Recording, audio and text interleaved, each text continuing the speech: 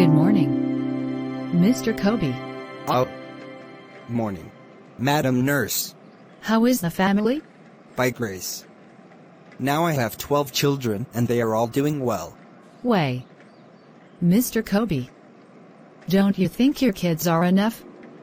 I want you and your wife to take this decision, family planning. We have affordable and reliable methods. Come to our facility, and we will provide for you and your wife. Hey. Auntie Nurse. Me. No. No! God forbid, not in my house. God said we should multiply. Auntie Nurse. Don't you know that, if I use contraceptive, I will be killing all my children in my wife's womb? Mr. Kobe. What you are thinking is not like the way it is. You come to our facility with your wife. I am late to work. Okay, but I am not interested. Hi, Sylvia.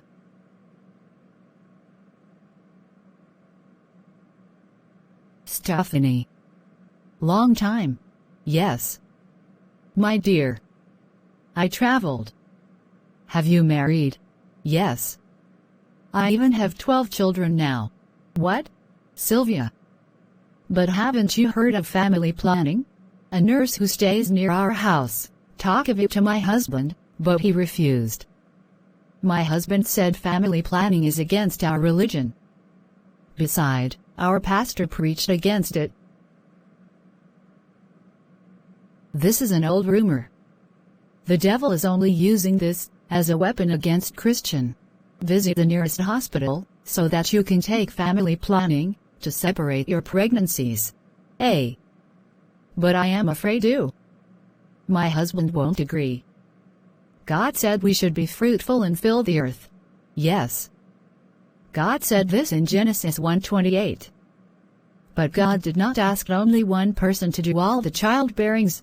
Children of you, my children, Evelyn's children, and the children of Cynthia and the rest, together we will fill this earth. God promised Abraham that he will multiply his descendants beyond number. This promise has come true.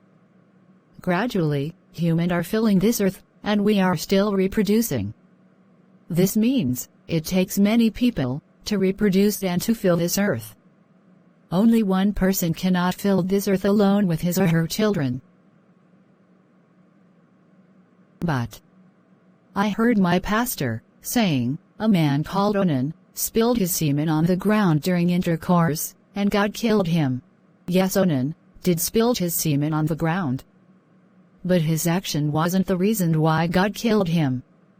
Onan was not willing to have children which will not be his own heir. He was not ready to have children for his own brother. God considered it wicked and killed him. Oh. Is that so? All right. Now I know. What work do your husband do? He is a teacher. Are you still working at the bank? Yes. What is the pay? It's 800 Ghana cedis. Are you people providing well for the kids? Are they all attending school? Almost all is in school. But Stephanie, it is not easy. We are suffering with the care of the kids. Even yesterday I didn't eat in the evening. I gave the rest of the food to the kids to eat. The month is not near for me to go for my pay. This is why you should plan your family. God expects us to make decisions according to what He has given to us, and not to pressure Him to provide for our needs when we make unreasonable choices. God asked humans to reproduce and multiply on earth, but to plan a family in a wise way. As to the time of the first arrival and the spacing of children, that one is a different matter. Nothing in the Bible forbid this. But Bible tell us not to worry about our daily life. Be it food, clothes, and the rest. Like I said earlier, God wants us to plan. Sylvia. You even told me you slept yesterday without food. So, why then did God not send food for you to eat? It is because He wants you to plan your life. Planning is not for us. planning belongs to God. You know what? Through our planning, God provide for us. This happened, all because you didn't plan well. Sylvia. You talked from the Bible that we should not worry about what to eat or drink. You said the Bible tells us not to worry about our daily lives, is it not it? Yes. Then you are a hypocrite Christian, because you know this Bible verse well, yet you go ahead and you to plan for budget for the month. That one too is also planning. I know very well that you will never spend your whole monthly salary in a day. What is the pay of your husband, if I may ask? 1,200 Ghana cedis. Wow. So that means joining your pay to that of your husband will be 2,000 Ghana cedis. Sylvia.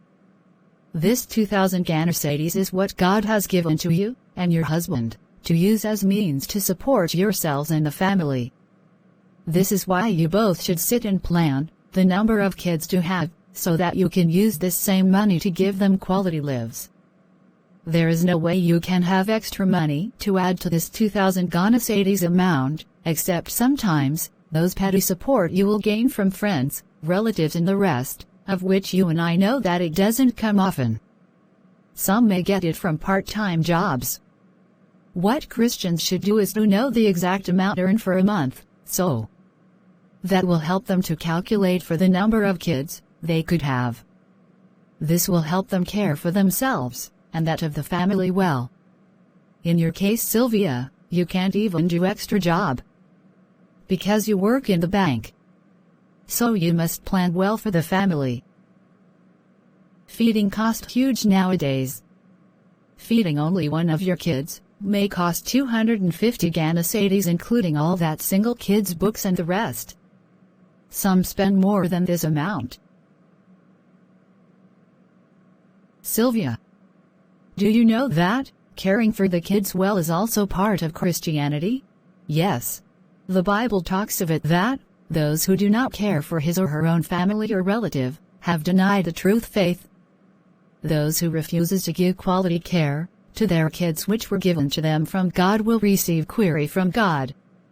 In fact, those who preach against family planning is only tying rope around their own neck, which will suffocate them. Okay, Stephanie. Thanks a lot. I will visit the clinic, God willing, tomorrow.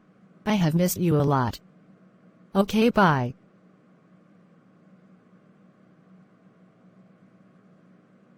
Bye. Friend. Welcome. Mrs. Kobe. Please have a sit. Thanks. Madam Nurse. How is the family? Auntie Nurse, they are all doing well. We thank God. How may I help you? Continue with this lesson on the next video, as is family planning good. Subscribe to the Seer Verica and the set movies for more. God bless you.